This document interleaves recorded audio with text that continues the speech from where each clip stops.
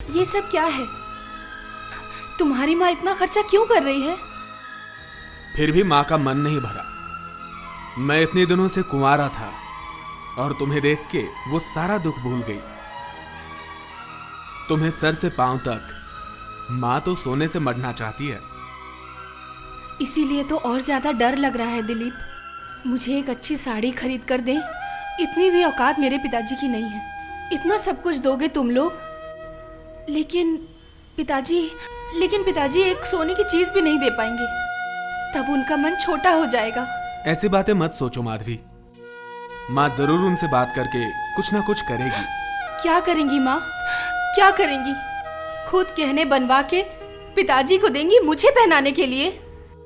दिलीप, इतना बड़ा अपमान पिताजी बर्दाश्त नहीं कर पाएंगे। आहा, ऐसे भी तो हो सकता है कि शादी के समय माँ तुम्हें उतना कुछ ना दे।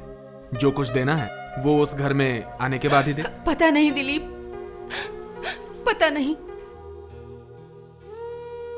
गरीब की इज्जत ही उसके लिए सब कुछ होती है। उसी को बचाने के लिए हम लोग जीते हैं। मैं देख सकती हूँ दिन ब दिन पिताजी कितने चिंता करने लगे हैं। कुछ भी ठीक से याद नहीं रख पाते आजकल। आंखों की रोशनी थोड़ी कम हो गई है, चश्मा बदलना पड़ेगा। अगले महीने पगार मिल जाए। उम्र कितनी हो गई आपकी? वो 60 तो होगी ही।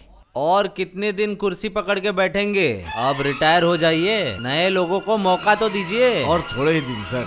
मेरा बेटा एग्जाम दे रहा है, बहुत अच्छा स्टूडेंट है, अच्छा रिजल्ट आएगा, उसको नौकरी मिल जाएगी। ठीक है, लेकिन ऐसे भूल होती रहेगी तो मालिक का तो लॉस हो जाएगा ना। मालिक कैसे सुनेंगे? 45 लाख को अगर 15 लाख बना दोगे तो। मैं अभी ठीक कर देता हूँ सर। और सुनिए, प्लास्टिक इंडस्ट्रीज की इस फाइल को रेडी कीजिए, मेरे टेबल पे छोड़ दीजिए। रात को एक मीटिंग है। जी बिल्कुल सर। उम्र हो गई, आँख से नहीं दिखता, फिर भी ना नौकरी छोड़ेंगे ना चश्मा बदलेंगे।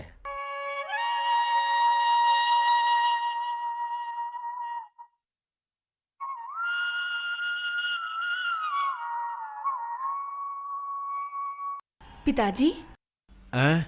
क्या हुआ है आपको? कुछ नहीं, दे चाय दे। कुछ तो जरूर हुआ है पिताजी, बताइए ना क्या हुआ है। ये चश्मा और चल नहीं रहा है, समझी? गलती हो जा रही है काम में, पावर भी बढ़ गया लगता है। सोच रहा हूँ अगले महीने तनख्वाह मिले तो। नहीं, अगले महीने नहीं। चाय पी के आप रेडी हो जाइए, अभी मैं आती हूँ। मैं अभी आपको डॉक्टर के पास लेके जाऊंगी।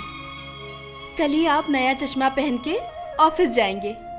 सुन बेटी, अभी रहने दे, महीना खत्म होने में बहुत दिन बाकी है। अगर आप मेरी बात नहीं सुनेंगे तो मैं कसम खा के बोलती हूँ, मैं शादी कभी नहीं करूंगी। देखो फिर से अनाप शनाप बात। मैं ठीक ही बोल रही हूँ पिताजी। परिवार कुछ भी करके चल जाएगा, शादी भी वक्त आने पर हो ही जाएगी। लेकिन इस उम्र में अगर आपकी आंखों की रोशनी चली गई ना तो वो कभी वापस नहीं आएगी। इन चंद पैसों के लिए तुम्हारी आंखों की रोशनी या ऑफिस का झमेला मुझे नहीं चाहिए पिताजी। झमेला तो कुछ भी नहीं है। मैं अच्छी तरह समझती हूँ ऑफिस में कुछ गोलमाल हुआ है।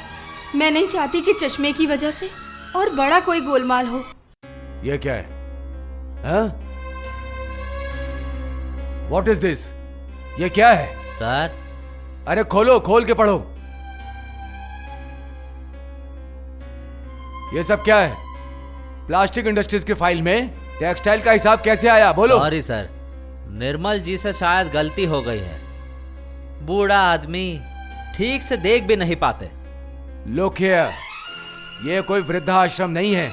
विशंबर चौधरी करोड़ों रुपए लगाया है बिजनेस में, बिजनेस को बढ़ाने के लिए, वृद्धाश्रम में मदद करने के लिए नहीं।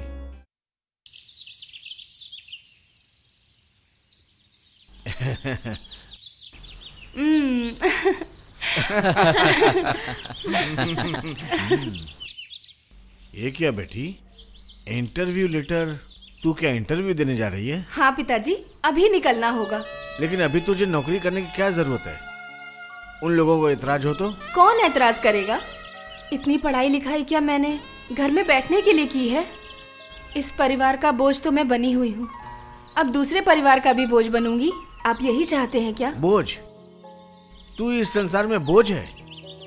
तू इस संसार के लिए क्या है ये हम नहीं, ये सब भी जानते हैं। आ पूछ इनसे, पूछ के देखना। अच्छा ठीक है। चंपा, तू सही समय पे पिताजी को खाना खिला के ऑफिस के लिए रवाना कर देना। सपन और सुमन, हाँ, आती दीदी। हूँ भैया। हाँ। आती हूँ पिताजी। दिलीप इंतजार कर रहा होगा। जीती रहे।